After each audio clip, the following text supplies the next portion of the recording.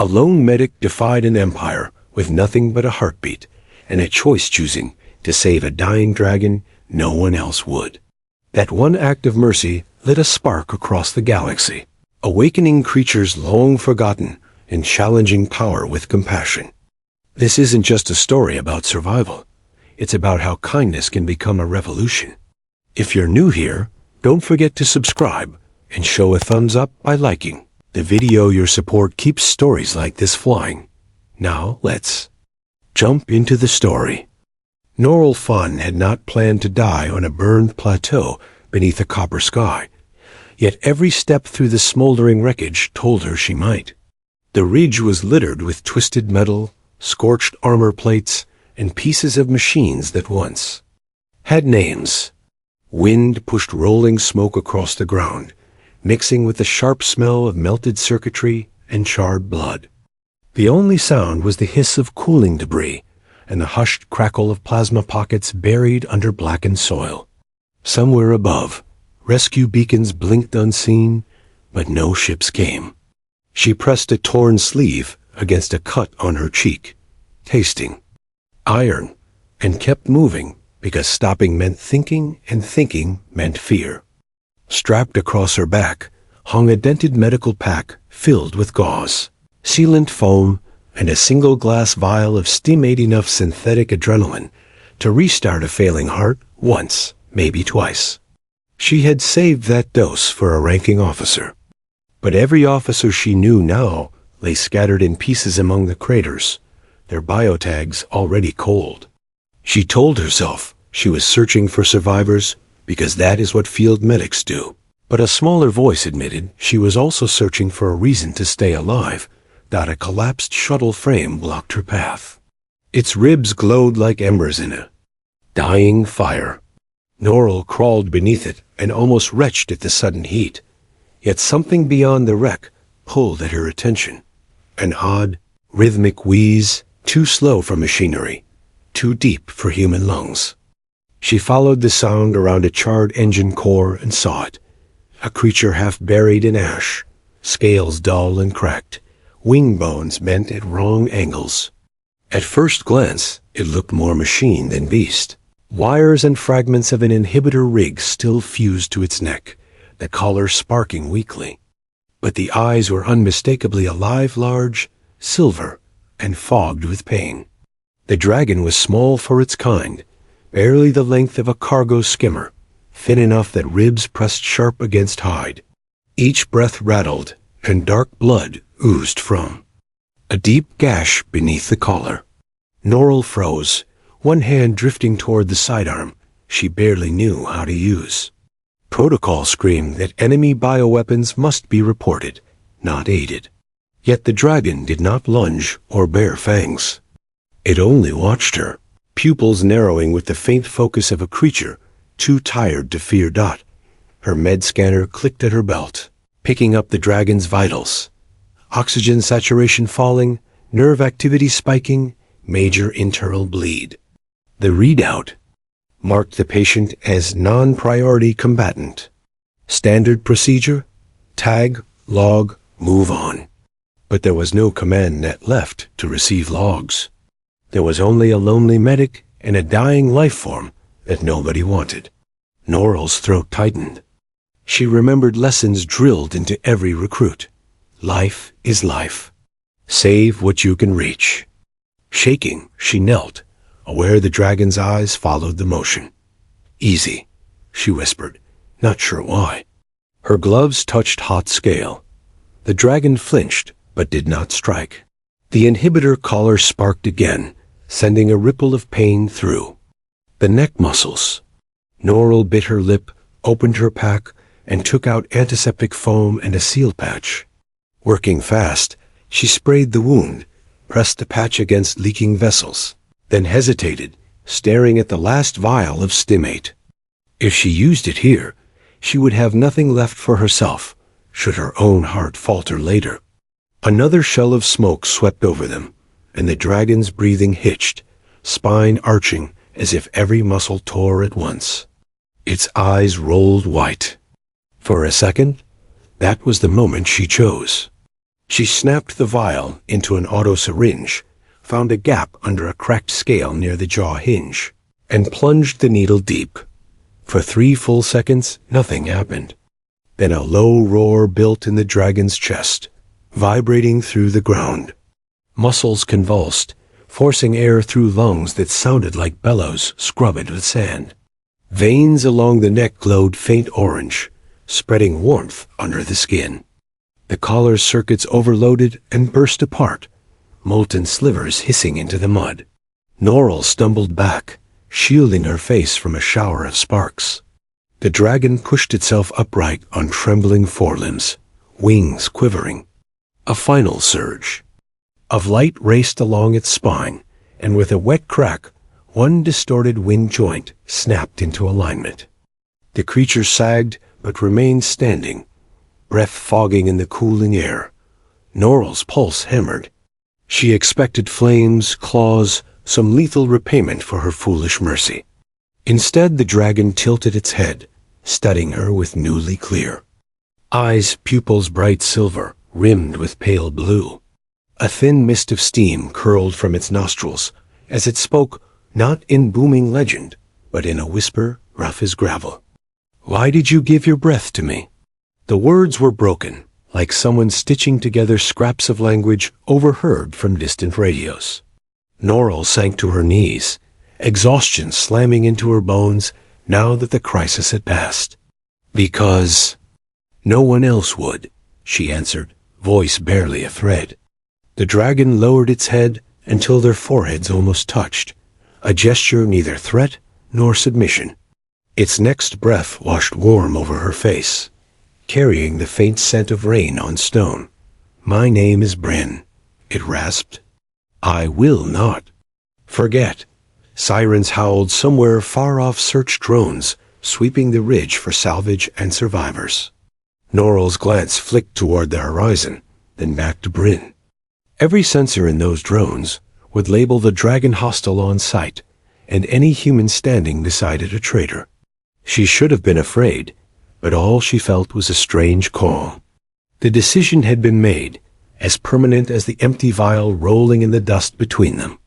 She stood, muscles protesting, and slung the medic pack across her shoulders. "We have to move," she said, surprised at the steady tone. Bryn unfolded battered wings, testing them with a soft grunt, then crouched low so she could grab a ridge of scales along his neck.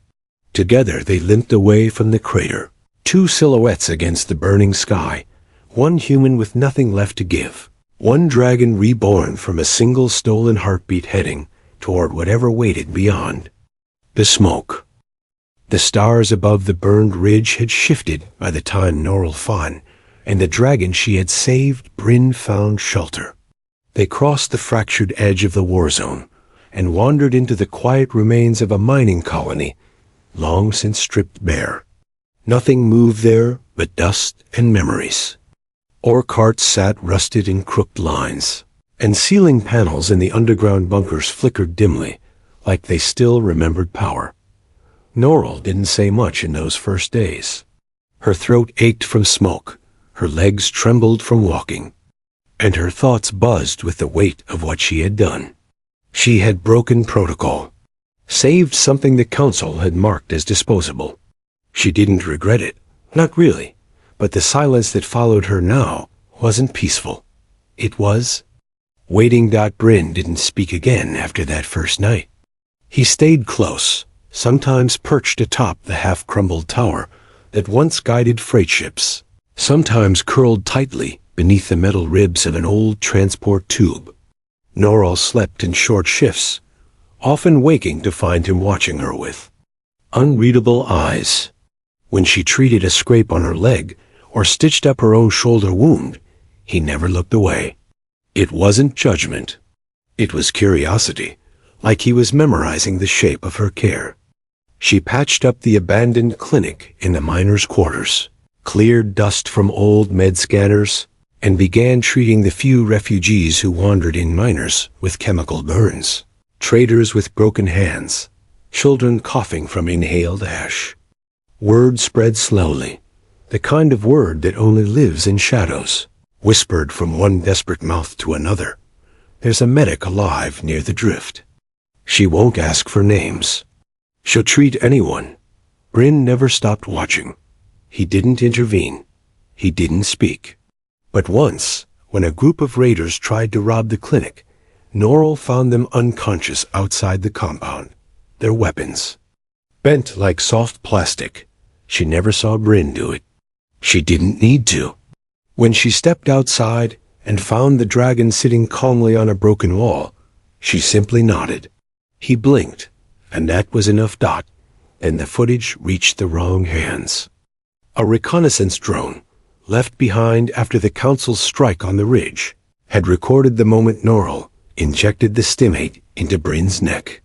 It had captured the glow of his veins, the shatter of his collar, the way he stood after alive. Defiant, unchained. The drone's signal had been weak, damaged by heat and interference, but not lost. Somewhere in the deeper systems, a Council analyst pieced the data together, cleared the static, enhanced the frames. They saw her face, her movement, the act of unauthorized mercy. It only took hours for her name to be flagged and marked. Noel Fawn was no longer listed as a missing field medic. She was declared an eco-risk, someone whose choices could ripple through cultures, systems, entire chains of belief. The Council didn't issue a warning. They sent mercenaries. They arrived without a sound, no banners, no broadcasts. 5 figures in adaptive suits touched down on the far end of the mining colony under the veil of dusk. They moved like oil. Through broken metal, quiet and quick, weapons drawn but not fired. Their mission wasn't to kill. It was to take. Norrell heard them before she saw them. The slight hum of power packs, the 2 even footfalls of soldiers trained to hunt. She was preparing a bandage for a young refugee when the lights in the hallway flickered 3 times, then went out completely. Bryn had given her that warning sign the night before, taught her what it meant. Danger. She didn't panic. She handed the boy the bandage roll and told him to stay hidden. Then she slipped into the utility corridor and crawled along the lower maintenance shafts, heart thudding. From there she watched them, dark forms, moving through her clinic like they already owned it, scanning for heat signatures, whispering to each other through encrypted comms. One of them stepped into the chamber where she kept her tools and paused in front of the wall where she'd drawn a quiet mark, a circle with 3 lines, the symbol Bryn had carved outside the first cave they hid in. The soldier didn't understand it, but he recorded it anyway. That's when the walls breathed, not loudly, not enough to shake the ground, just enough for dust to shift and the lights to flicker again, not from failure, but from power, old, ancient, and now awake. The first soldier vanished from view. The second raised a rifle and fired into the dark. Nothing happened. His feed went black. The third tried to run. He made it 2 steps before the floor bent beneath him like it had never been solid. Norrell closed her eyes as a low rumble moved through the metal bones of the colony. When she opened them again, Bryn stood in the center of the main hall, smoke curling from his back, scales shining like starlight against the dust. He didn't roar. He didn't chase. He simply stood there, wings half open, daring the final 2 soldiers to fire. They didn't. They dropped their weapons, whispered into their comms, and retreated into the mist, their suits marked with burns that didn't come from fire. Norrell climbed out of the shaft and looked at Bryn. He turned to face her, silver eyes tired. She didn't ask what he had done or how. She just said, "Thank you." He lowered his head, his voice low and distant. "You gave breath to one no one would touch. Now I guard yours." Neither of them smiled, but something passed between them. Not just gratitude - understanding. In the days that followed, the mining colony emptied. The refugees left quietly, guided by rumors of new shelters.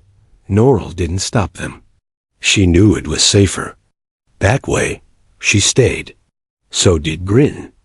And somewhere in the dark halls of council memory banks, her image was being erased, her name removed from records, her files marked with blank spaces. She had become a ghost. But in the space she left behind, something else was growing. A story. Of a medic and a dragon. And the breath that changed everything. In the cold silence of a forgotten satellite station orbiting a dead moon, Noril Fan moved like a ghost between shadows, wrapping wounds, resetting bones, and stitching skin under flickering lights. There were no alarms here, no sirens, no rescue ships. Just broken people and one tired medic who never stopped. Every day she woke beneath the shattered dome of an old command pod, her cot shoved between rusted consoles and leaking cables. Every night, she checked the hull seals and power cells by hand, making sure the station would hold for one more sunrise. Bryn slept nearby, curled in a corner of the landing bay, his breathing deep and steady like distant thunder. Though his wings still bore scars and his movements carried a limp, he stood tall whenever danger approached, and everyone on the station knew it. No one feared him anymore. They feared what might follow her instead, got word of Noril, and the dragon had drifted far beyond abandoned systems and scrap worlds. Traders whispered of a woman with dirt-stained gloves and quiet eyes who healed without question. Pirates spoke of a silver-eyed beast that stalked behind her like a shadow.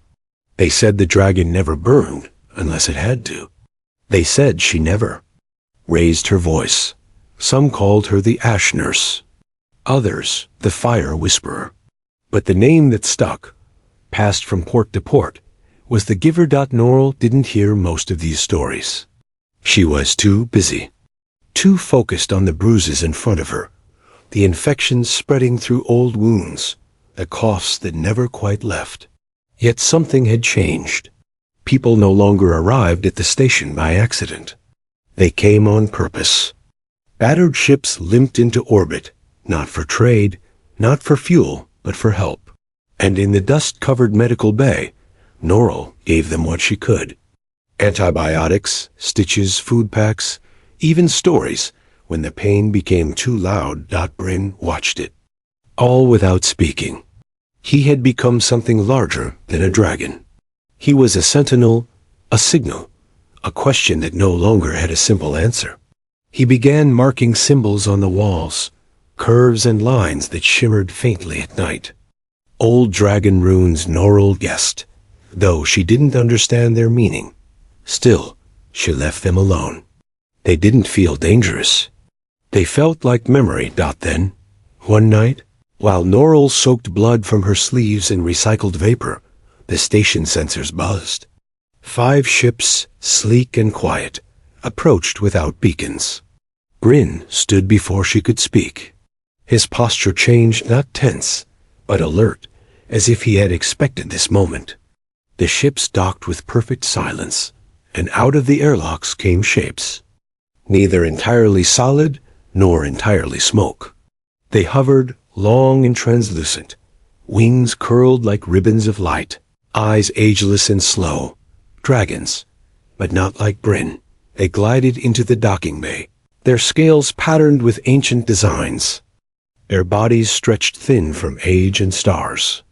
They made no sound, but Noril heard their voices anyway, not with her ears, but inside her thoughts.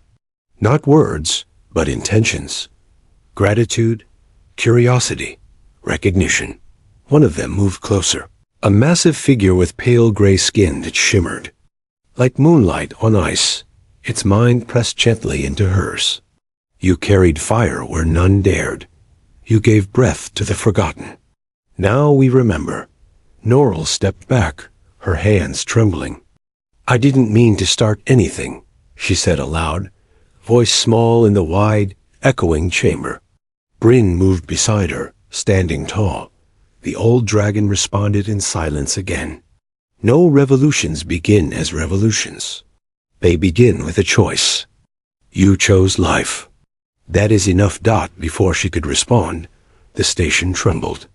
An alert flashed red across the control deck. Unmarked vessel inbound. High energy signature. Weapons live. It was no guessing game. The Council had found her again. Not with hunters this time, but with something worse. Through the viewport, Norrell watched as a dreadship dropped from orbit like a blade. It was not sleek. It was brutal, thick armor, wide cannons, and a glow that crackled with intention. A broadcast echoed across every frequency. Norrell Fawn, you are marked as a destabilizing agent. Surrender immediately. Refusal will result in full sector cleansing. The dragons around her didn't wait. They surged into the sky like falling stars in reverse, moving with a silence that defied gravity. No orders, no plan. Just purpose. The Council's ship opened fire first. Beams of plasma tore through the dark, but they never landed. The dragons danced between them, wrapping light and breath and memory into armor no machine could crack. Norrell ran to the upper platform, grabbing a comms cable and tying it around her waist for balance. She watched Bryn leap into the fight, his body aglow with lines of silver fire, his roar echoing through the bones of the station. The dreadship faltered, not destroyed, but disabled. Its weapons bent, its engines frozen. Not because the dragons wanted blood, but because they refused to let fear win. One by one, the great beasts landed again, wings folding, heads bowed. Norrell stood in the center of the bay, breathless. She didn't raise a fist. She didn't give a speech. She only said, "We help who needs it, no matter who they are." The oldest dragon lowered its head again. That is all a leader ever needs to say. And across the stars, in places where Council control had long ruled, someone somewhere listened. Dawn returned to the station with a hush so soft it felt like hope trying out its voice. In the weeks since the dreadship fell silent, Norrell Fine had watched the docking bay change from a rusted tomb into a breathing marketplace of ideas. Refugees repaired hulls beside smugglers, and children traced dragon runes on the bulkheads, while the great beasts rested like patient statues. Trade ships that once avoided the sector now queued for a place at the outer gantries, not to buy or sell, but simply to witness. Every arrival carried new rumors, whole garrisons laying down arms, council governors pausing raids, miners singing ballads about a healer who made monsters kneel without raising a blade. Norrell tried to ignore the stories. She cleaned tools, grew medical moss under heat lamps, and listened for coughs in the night. Yet everywhere she turned, someone was ready to swear loyalty she never asked for. She found herself repeating one sentence until it felt carved into her bones. We help who needs it. No titles, no thrones. Only shelter. Bryn watched her exhaustion, deepen, and spoke rarely, but when he did, his words carried gravity. One evening, as violet dust from the dead moon drifted across the viewport, he murmured, "A storm gathers behind their silence." Norrell followed his gaze to distant stars. That pulsed too regularly. Council relays stitching fresh fleets together. She understood. Mercy had become more frightening than any weapon. She expected missiles, or assassins, or a viral smear campaign. What arrived instead was a single encrypted plea. The message came from Orionine, a water world within Council borders. Its atmosphere had been poisoned after a failed terraforming rush, and thousands were dying from lung rot. The call was unsigned, but the data packet included coordinates, medical scans, and one line of shaky text. "Please, giver, we cannot breathe." Norrell read it twice, and looked at Bryn. "It's a trap," she said, more tired than afraid. "Yes," he answered, "and also a need." She hefted her satchel, now patched so many times it looked like a quilt of battlefield colors. "Then we fly." They left at dusk with 5 elder dragons in escort quarry with wings like broken marble, 7 who spoke only in mind echoes. Veil-gray Lyra, who had once swallowed a conet's tail and kept the taste of ice fire in her breath. The station dwellers lined the hangar to watch the departure.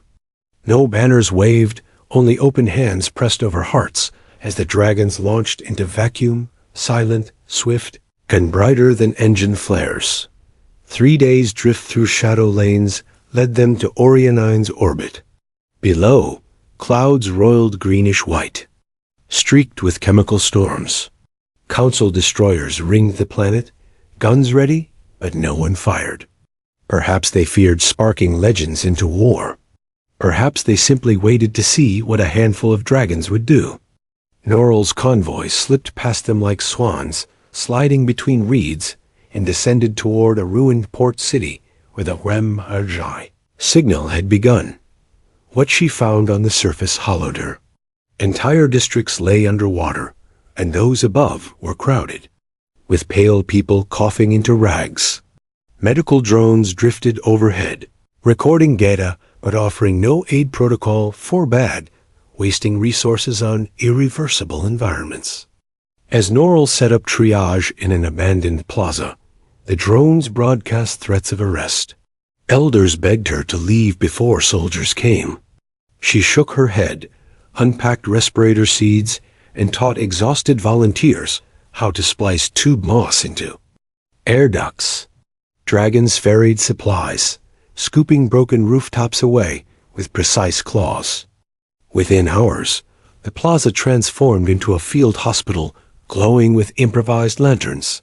It was there, among the hiss of sterilizers and the rasp of struggling lungs, that the council finally acted. Troop carriers rumbled across drowned streets, exosuits shining under toxic drizzle. Their commander stepped forward, visor reflecting the lantern light. His voice boomed through external speakers. Norrell Fahn, stand down and surrender jurisdiction. Your interference destabilizes sanctioned resource allocation. Norrell's knees threatened to buckle, not from fear, but from sheer fatigue. Before she could answer, the eldest dragon, Corey, moved between her and the soldiers. His wings unfurled, framing the plaza in shadow. He spoke aloud so every ear, human and otherwise, could hear. She kneels to the hurt. Stand aside, or kneel to the same oath. His voice was low thunder rolling across water. Impossible to ignore. Soldiers shifted, weapons raised, but the commander hesitated. These were not rumors or grainy footage. This was a living wall of myth. Behind Corey, refugees gathered, bandages bright against dirty clothing, children clutching inhalers Norrell had crafted from scrap. They did not chant or threaten. They simply watched, waiting to see if the men in armor would shoot doctors and patients under a sky full of witnesses and dragons. Minutes crawled by like hours. Finally, the commander lowered his rifle. Not out of compassion, perhaps, but calculation. We will report this breach, he said. Report what you see, Norrell replied, voice raw. Write down every breath they take tonight. The troops retreated, engines whining into the poisoned sky. When the roar faded, the plaza exhaled as one. Norrell's legs gave out then. She sank against Bryn's shoulder, tears mixing with acid rain, feeling smaller than ever. It will never end, she whispered. Bryn bent his great head until their foreheads touched, echoing the moment they first met. Storms circle, he said, but oaths hold. Around them, the elder dragons lowered their heads too, one by one, until she stood beneath a crown of living flame and scale. Later, at sunrise, the clouds parted just enough for pale gold light to spill across ruined rooftops. People emerged from shelters wearing makeshift masks. Some carried bowls of clear water for the first time in weeks. Children, their coughs easing, released paper lanterns shaped like tiny dragons. The lanterns drifted upward, fragile lights rising beside scales of iron and bone. Norrell watched them mingle, lantern and legend, until it became impossible to tell which glow belonged to paper and which to living fire. She realized then that myths were not born in thunder. They were folded quietly, like lanterns, sparked by single acts of impossible kindness. By nightfall, repair crews from nearby colonies arrived unsanctioned but determined, guided by stories that moved faster than any order. The Council's blockade crumbled under the weight of eyewitness broadcasts. Worlds that once bowed without question began to ask why. High ministers argued behind crystal doors, but their words sounded thin where lantern light reached. Third evening, Bryn found Norrell on a terrace overlooking the half-healed city. His scars caught starlight like silver threads. "The sky waits," he said. She closed her eyes, feeling the wind tug at her coat, smelling salt and furnace ash and new beginnings. "Then let's keep it open," she answered, climbing onto his back. As they rose, elder dragons joined them, wings beating in steady rhythm, lanterns drifting in their wake. Below, voices lifted soft at first, and stronger, singing a song with no language. Only breath and hope. Norrell looked to the horizon where dawn would soon spill gold over another wounded world. There would be more poison, more fear, more storms, but there would also be hands ready to heal, wings ready to shield, and stories ready to remind the powerful that mercy can fly farther than any ordinance. She pressed a hand to Bryn's warm scales and whispered an oath of her own. The sky belongs to anyone brave enough to guard it. Together, healer and dragon vanished into the deepening blue, leaving only a trail of light to mark the path for those still finding their way.